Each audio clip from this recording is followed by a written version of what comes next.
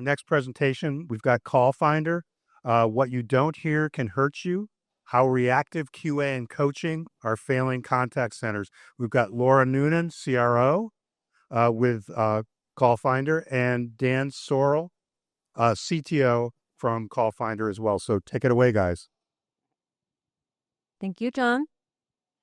I'm usually a hand talker, so I'm going to try not to move the mic as best I can. Welcome, everyone. I think it's been a great day today. Do you all agree? Yes? Excellent, excellent. Well, it's CallFinder's third consecutive year here at NECCF. And it's been great seeing some familiar faces and meeting a lot of new faces. For those of you we've not had a chance to connect with, Dan and myself will be taking you through the true costs of managing a QA program manually and the reactive coaching that results from that. So before we go into it, we are going to have an audience participation activity to get you engaged. And before that, though, we do like to poll the contact center professionals in events like this. How many of you are continuing to review your calls manually, scoring them manually? Can I see a show of hands? Okay. At least half the room, I would say, Dan. I would say maybe most of the room. Most of the room. Very good. Well, let's talk about that a little bit. So, actually, I want to stay there. So when you're reviewing calls manually, even to review a single call is time consuming, as many of you now know, right? So a single call usually takes 3 to 4 times as many minutes as the call length itself. To listen to it end to end, to score it, never mind coaching to it, right? So what that means is what you see on the left, you're only able to review 1 to 2% of the interactions happening inside your contact center. And what that in turn means is you're missing 98 to 99% of the data that is contained in all those conversations happening in the contact center. So what do we think about that? Well, how can it hurt you, right? We're saying this can hurt you. Well, it can hurt you in form of missed revenue opportunities, missed retention opportunities, compliance infractions, brand reputation, right? So if we're not being proactive, ultimately not listening to 100% of these interactions, we're missing money. Revenue opportunities are being missed. Money is being missed. And so we're excited to show you a better way. And I think, Dan, you have something to take through the audience with in terms of putting this all together. Yeah. Thanks, Laura. So Sam ran around earlier, and I think he gave most of you ping pong balls. All right. At least hopefully you all have some. So we're going to play a game. I'm going to play the role of Connor Davis. Going to be a agent in one of your call centers. And so let's just go ahead. Does the person with the yellow ball, it's like yellow, orange, could you stand up or at least wave a hand? Oh, there we go. Okay, so I remember this call. Okay. Wasn't doing my best that day. I came off a bad call. This person called up about some products that we had, and they started going right into pricing, right into competitor mentions. And, I missed talking about our warranty. I missed, trying to push for getting an appointment scheduled. Needless to say, I was off my game. And that's why that call it didn't score very well. It only scored like a 60%. Okay. Now, how about the person with the green ball? Person with the green, right? Okay. Wow. Why can't they all be like this call, right? That was great. I was on fire on that call. I was a ninja, came in, customer service, just went out with my team, had a great tiramisu at lunch, came back. Everything fell into place on this call, right? And we were laughing, we were carrying on, and I even closed the call in under my average handle time. Okay. Now, what about the red ball? Come on. Of course, you had to find that call. Just sat down at my desk first thing in the morning. First call of the day, and that customer just went up one side of me and then down the other, laying into me about some service charge that we were not authorized to make, I wasn't rude, okay, but I did get a little edgy on it. And before I even had a chance to do anything, customer hung up on me. Nothing I could do. Okay. Now, what about the white balls? Let's see, raise a hand of who has white balls out there. Yeah. The white balls represent all the calls in your call center that your QA doesn't have time to review and that you have no idea what's going on in your calls. So I got to ask, and me, Connor, am I a green call? Am I an orange call? Or am I a red call? Laura, there's got to be a better way. There's a better way. So here's a little screenshot of what can be, right? So we pulled 3 calls for Connor Davis. This is typically what we find with our clients that move over to CallFinder. They're pulling 3 to 5 calls per agent per month, right? Then we got a good call, a bad call, and an in-between. But we don't really know, right, what are Connor's true habits and behaviors across all of his calls. So what you see here is an example of where CallFinder clients often can start their day to formulate what are the training and coaching plans that they need to implement based on complete data. So with CallFinder, every single call is automatically scored, customized to each client's rubric. So the criteria you see across are custom per client. But what you are able to then see is this is over 10,000 calls for the period in May, in this sample, that are automatically scored. The very top line, you're able to see your overall trend for the team, key areas that need attention for that entire team. But then you can see below, agent by agent, where are people needing support? What areas are they strong? What areas do they need attention? So this is really quite a game changer in once you have this full, complete data. And like we say, it makes you proactive in terms of delivering coaching where it needs to be spent. So here's another view, thinking about these balls that we were just taking ourselves through with Connor Davis. Here's Connor Davis. Now we know there are no white balls because they've all been scored. Now we can see, yes, there's a red, there's a yellow, but there's a lot of green. Connor trends mostly toward the green, which is great news. At the same time, we have an opportunity here to see where we can help him improve. So now we know directionally where we need to apply our efforts. So why are we doing all of these call recordings, right? To coach. So Dan, take us through a little bit more about once we have this full picture, this holistic view of trends and patterns, what do we do now in order to deliver the coaching? So in the world of call center QA, we talk a lot about sentiment and scoring, and we talk about emotion, silence over talk, all of those types of things. But those are just metrics, right? These are things that we look at for the agent. But when you think about what your companies are looking for, right?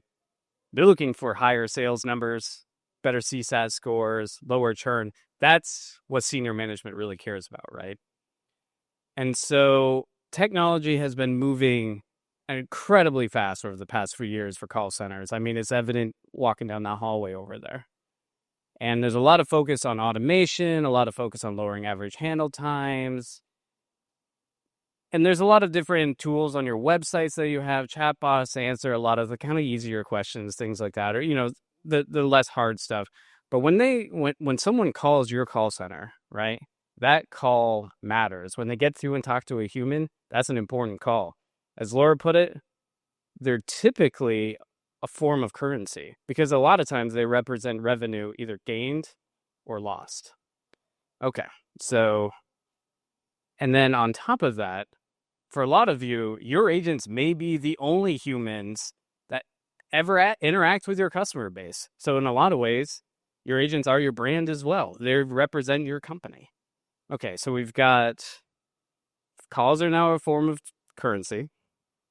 You're saddled with dealing with things like higher sales numbers and your customer churn. And on top of that, your agents are your brand.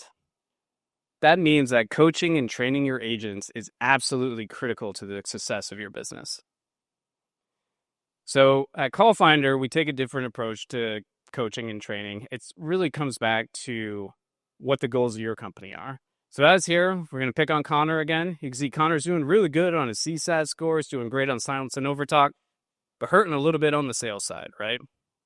So on this screen, kind of look at, I'm sure you can all read this text perfectly. But we've got guidance session notes. We can keep track of the different things that Connor's been asked to work on. We talk, we see he's interrupting people with frequent interruptions. That's not good, right? And then we got a task list. We can keep track of all of the different things we've assigned to Connor and kind of the state of where they're at. But let's take a look on the right. On the right, these are calls that CallFinder has gone ahead and picked out for you. These are the calls that go back to your goals, the things that you care about. These are the calls that you should be reviewing. So let's take a look at let's take a look at that sales one at the top. Now, I know this slide is a little overwhelming. This picture is a little overwhelming, but this gives you everything you need to review a phone call and everything you need to know about it. Yeah, you can listen to the call. You can read the transcript on the left.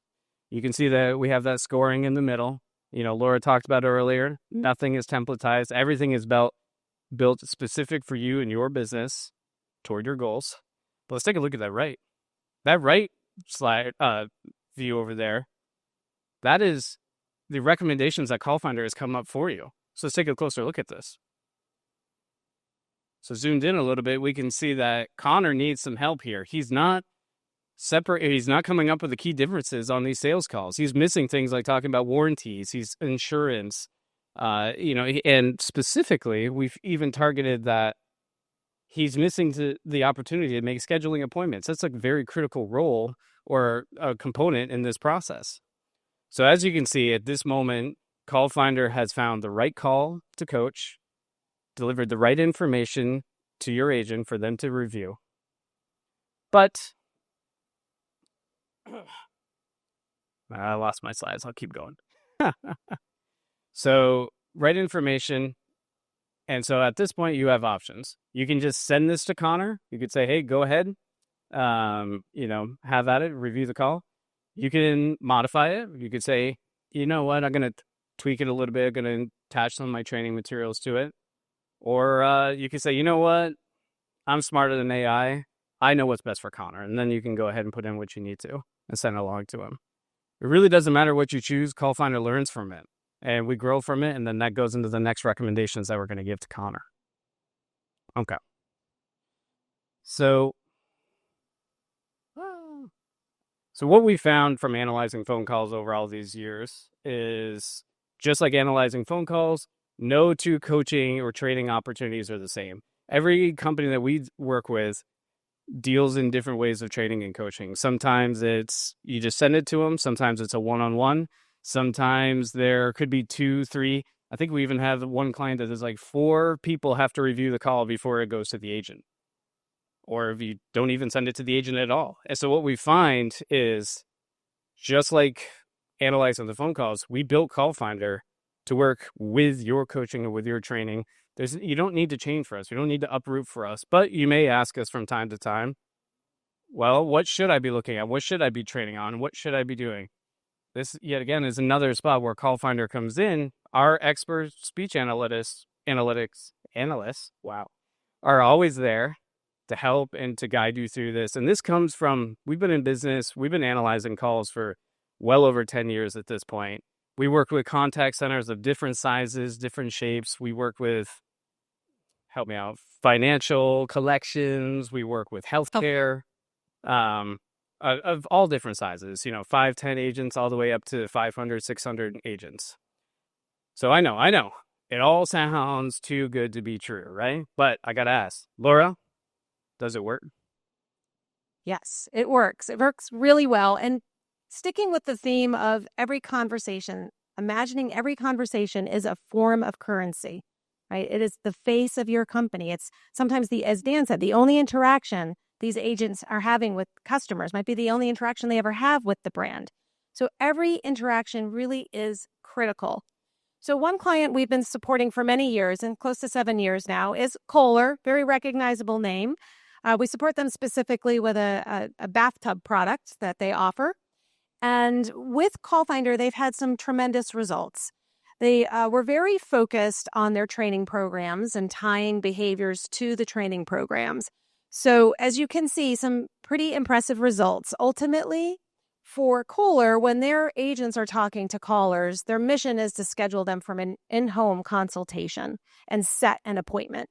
So in using this platform and having every single interaction analyzed for coaching, they were able to increase their conversion to in-home appointments by a full 50%, which in turn delivered them a 30% increase in their bath sales.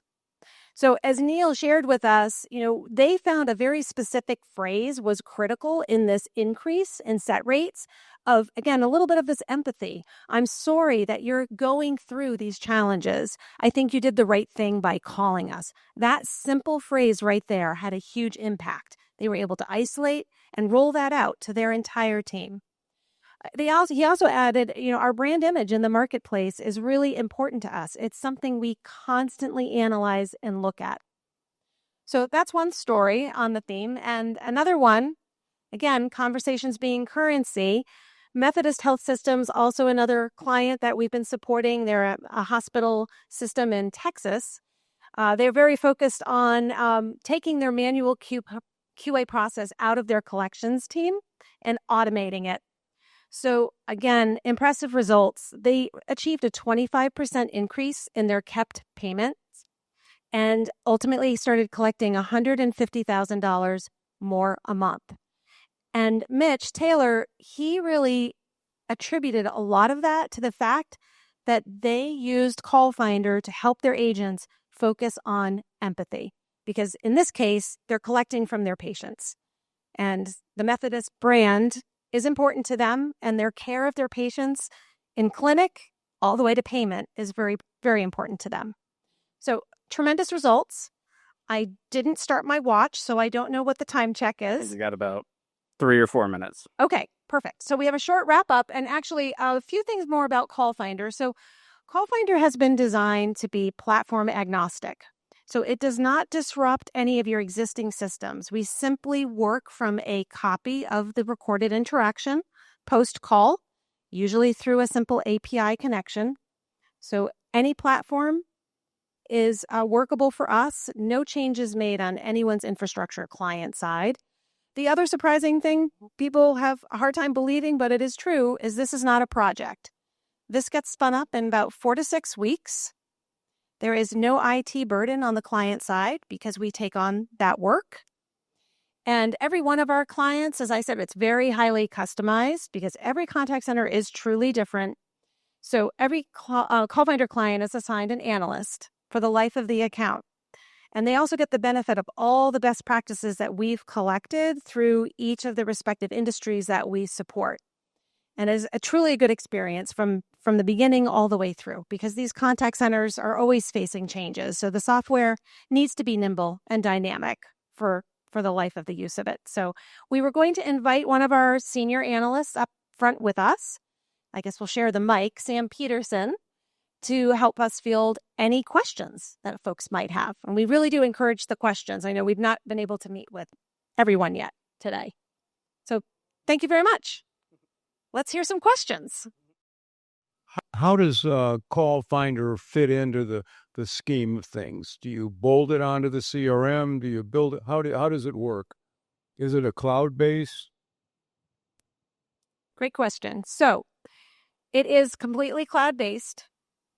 It is a light touch solution. And in other words, we're not integrating with many of the platforms. We ingest a copy of the call recording, and maybe Dan should help field this. We're ingesting a copy of the call recording through an API handshake, typically through another, cloud platform where the recordings are stored. So we're not in the call flow. There's no changes to existing infrastructure. And so all of these analytics are just available through a web login on the CallFinder solution, hosted in the cloud. And everything is also exportable. So many of our clients want this rich data for long periods of time. So they're having us push it to their CRMs, absolutely easy to do, or a BI tool to do more manipulation with other sets of data that they might have. But it's a very light touch in terms of infiltrating any client systems, if that makes sense. Do you have anything to add on that, Dan? No, great job, Laura. Oh, Any question for our analyst who serves many different types of clients? I should have mentioned, we have clients as small as, say, 5 people on phones in their contact center and upwards of, over 500 agents on phones. The experience is similar. We don't really diminish the functionality for a small environment, and we truly believe the smaller contact centers need this type of relief. You shouldn't have to struggle with manual QA and data gaps just because you have under 100 agents. So we're happy to support those formats. And Sam has great experience in supporting a large gamut of types of contact centers.